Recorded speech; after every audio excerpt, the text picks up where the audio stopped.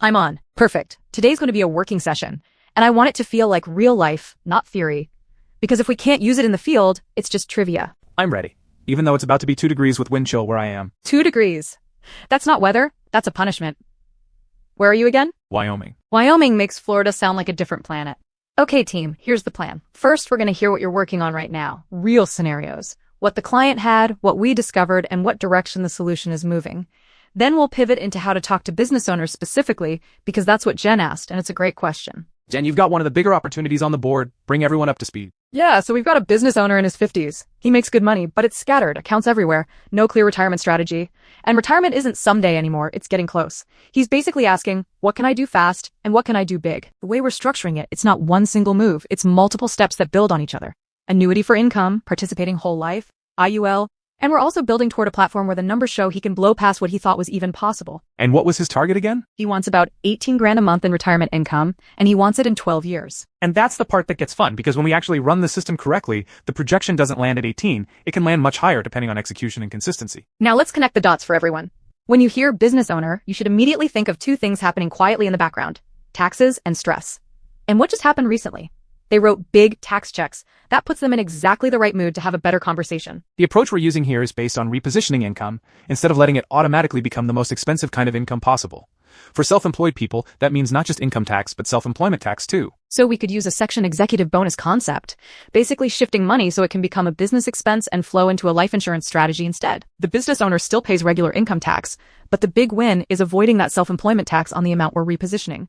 And then that money grows inside the policy and becomes accessible later in a tax-advantaged way. Okay, I need to stop you there because this is exactly my question. How do we learn this? Like, really learn it. I know how to talk about a life policy or an annuity, but the way you're describing it, it feels like the stuff wealthy people have been doing that nobody ever teaches. And what changed for me was seeing the difference between just thinking about buying a life insurance policy and actually reorganizing our money so it makes sense.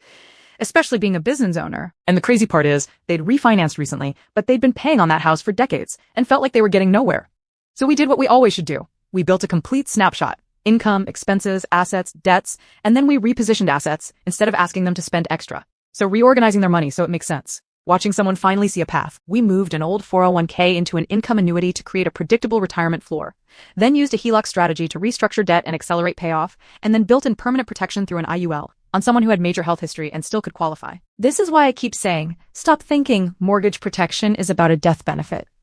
Most of us just want peace of mind. We all don't know a better framework exists until someone shows us. You don't know what you don't know. Carol, you also brought in a friend yesterday. Walk us through it. Yeah, I've known him for 20 plus years. He's made money and lost money, done risky stuff, tried crypto, the whole thing. But now, he and his wife are actually in a strong spot. They have minimal debt, mortgage and one personal loan, and a decent amount sitting in cash and small retirement accounts. The problem is, the concept is hard for him. He's locked into the mindset of, my mortgage is low interest, so why would I do anything else?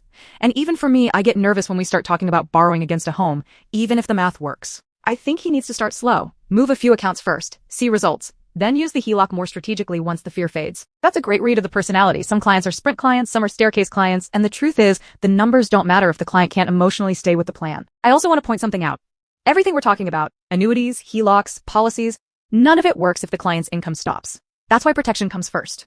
Without the income, you don't fund anything, and everything collapses into survival mode. Exactly, and that's why, in most cases, before we even get fancy, we make sure the income engine is protected, usually with term coverage size to the window of the plan. You match the protection timeline to the strategy timeline, 10 years, 12 years, 20 years, whatever their light at the end of the tunnel is. All right, now let's get to the business owner question, which is really 2 questions. What do I say, and how do I learn the deeper stuff without trying to master the entire financial universe? Yes, the goal isn't that everyone becomes a tax attorney. The goal is that you can hear what they're saying and recognize the doorway. Seek out advice and keep learning without stagnation. So here are a few doorways with business owners. 1, they say, my business is my retirement. Translation, they're reinvesting everything in the most expensive way possible after tax and hoping the business sells for enough later. 2, they say, my manager is like family, they'll never leave. Translation, retention risk. Or they admit the fear directly, if I lose that person, I'm in trouble. That's key person risk and golden handcuffs opportunity. 3, partnerships. If they have a partner, you immediately ask, what happens if one of you dies or can't work? Because the business doesn't magically default to the surviving partner. Ownership follows the estate, and all of a sudden, they could be in business with someone they never planned to answer to. That leads to buy-sell planning funded by life insurance. 2 partners, each covers the other, the business pays premiums, and when death happens, the policy money funds the buyout cleanly. No chaos, no fire sale, no family conflict. And the business can write off those premiums, right? In many cases, yes, especially when structured correctly as a legitimate business expense. But always coordinate with their CPA because details matter in implementation. 4. They say, business is great, we're profitable. Translation: tax trap. Because profitable usually means they're bleeding money to taxes and they don't have a clean system for keeping more of what they earn. Now let me tell you a story-driven version of what this looks like when it clicks. Picture a business owner, good operator, works hard, brings in strong profit. On paper, he's winning. But his money is scattered. Some in a 401k from years back, some sitting in the bank, some in taxable accounts, and a big chunk just paid out to himself because he doesn't know what else to do. Then April hits. He writes a massive tax check, and he does what business owners do. He shrugs and says, that's the price of success. That's where the tension lives. The same person who's confident running a company feels stuck running their personal system. So we step in and we don't start by selling. We start by asking better questions. First question: how much do you actually need to live on? Not what you pay yourself, what you truly need. He realizes it's far less than he's pulling. Next question: what if we redirected the surplus into a plan the business can fund strategically, so you cut the self-employment tax drag and create tax-advantaged access later? That's where executive bonus strategies using an IUL can come into play for the right client. You fund for the retirement window, 12 years in this case, and then design distribution in a way that supports long-term income goals. And don't forget there's a second win, the tax savings itself. That's money the owner can reinvest too. When you save that much yearly, it's like adding another contributor to the plan. Exactly. Sometimes the tax savings is the hidden funding source. And then we add additional pieces depending on the scenario, like moving old retirement money into an annuity to create a stable income floor, or using participating whole life for cash value storage and leverage. And if they love the concept but they're uninsurable, then we look at alternatives. Sometimes an annuity-based deferred comp approach still lets you eliminate the self-employment tax component on redirected income. Sometimes there are other structures depending on ownership and trust planning. The point is, uninsurable doesn't automatically mean unsolvable. Now let's get back to the original pain point. What do I say to start? Here's the secret.